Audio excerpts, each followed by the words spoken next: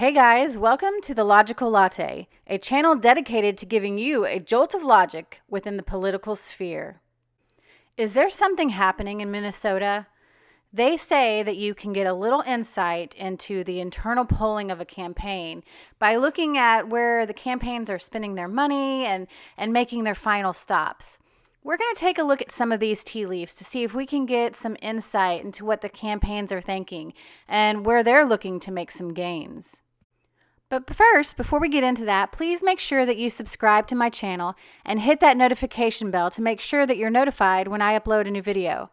Sharing this video is a great way to support the channel and help our message be heard. It's important to stand together against the media bias. So who remembers in 2016 when Hillary made a last-minute appearance in Michigan just days before the election? Her campaign must have gotten wind that there was some shift happening. In the final days, a campaign usually focuses on keeping their resources on swing states, states that are with a razor-thin margin and could really go either way. So it was interesting when her and her campaign scurried off to Michigan. Insiders knew something was up. She had Barack Obama going to, I believe it was Grand Rapids, and she was there as well. I think it was just the final days right before the 2016 election. And she ended up losing Michigan by a razor-thin margin, but losing nonetheless. So now here we are in the final stretch of the 2020 election, where Biden is supposedly winning with a greater margin than Hillary was in 2016. I mean, at this point, Biden should just be working on his transition team and getting his cabinet together, measuring the drapes for the Oval Office, according to, the polls. However, something is happening in Michigan, and I am not going to say that, Trump is going to win Michigan. I'm just saying that both campaigns are seeing something happen within the last few days, because both Trump and Biden are making their way to the state with just 4 days left. And I think the most recent poll that I saw had Biden up somewhere around 5 points. But like I said, they're both going there to have some rallies, and it seems like there's a shift happening or momentum.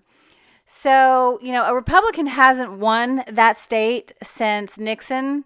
So it could absolutely be a pipe dream for the Republican Party.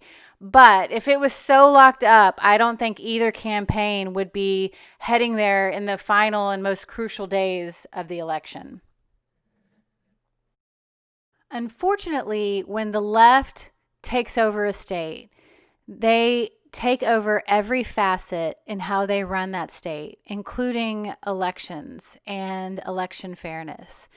And we have seen in other states across the country right now during the pandemic, change the rules at the last minute, change how voting takes place.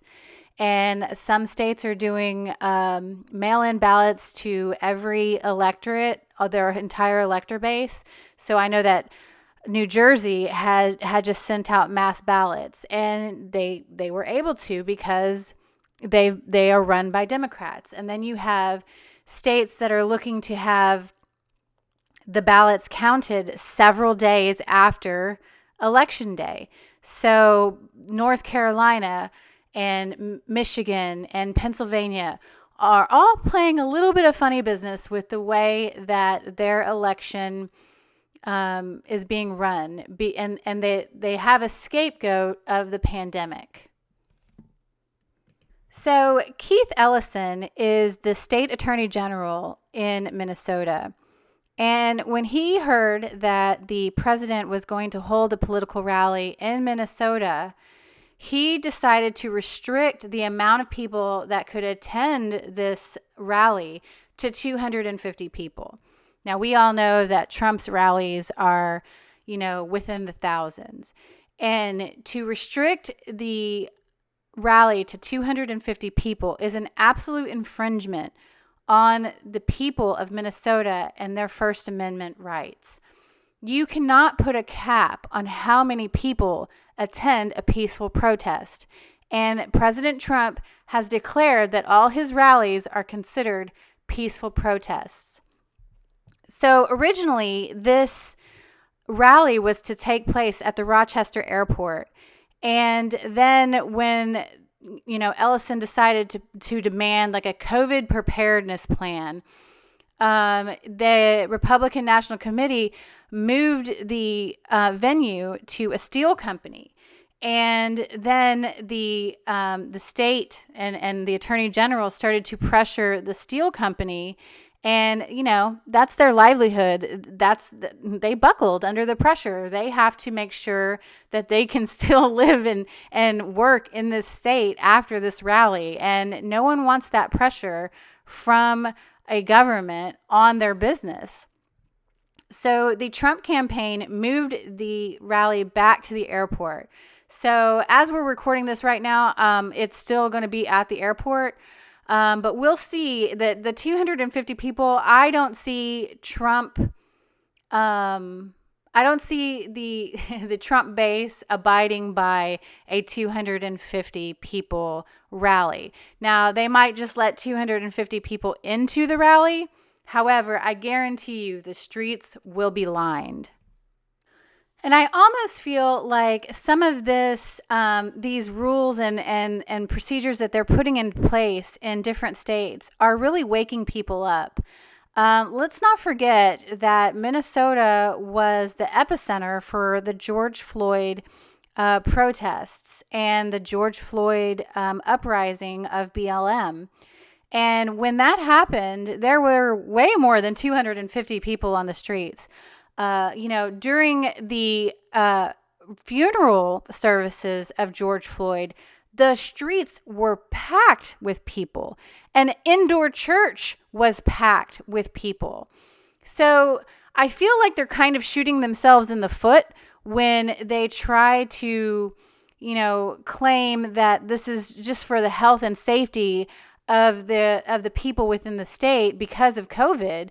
Well, the George Floyd funeral was, months and months ago when the spiking of COVID was a lot more prevalent. And so I'm not sure how they can say that without seeming so hypocritical. If there's anything that we've learned in 2020, I believe that if you're really looking with a unbiased eye and you look to see what the media is saying and what they're not saying, you can see the hypocrisy and the lack of logic used in how they justify what they do, what they say, and what they publish.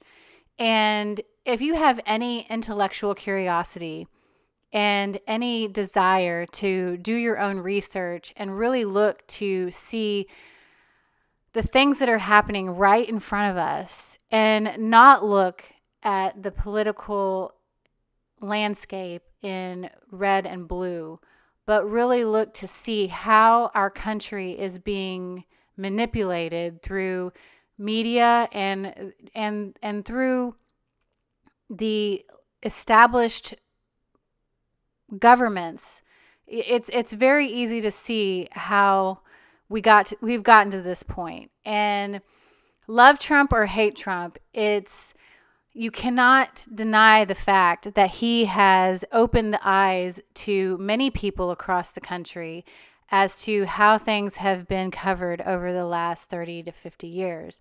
And I will say that it was one thing when the media was just your mainstream ABC, CBS, NBC, and all you had was like maybe an outlier of Fox from time to time. But imagine our world without the internet. None of us would know about any kind of corruption, smoke signals that were coming up that many of us know about. And we wouldn't know about it at all. It would have been absolutely squashed. But the only reason why we know about it is because of social media.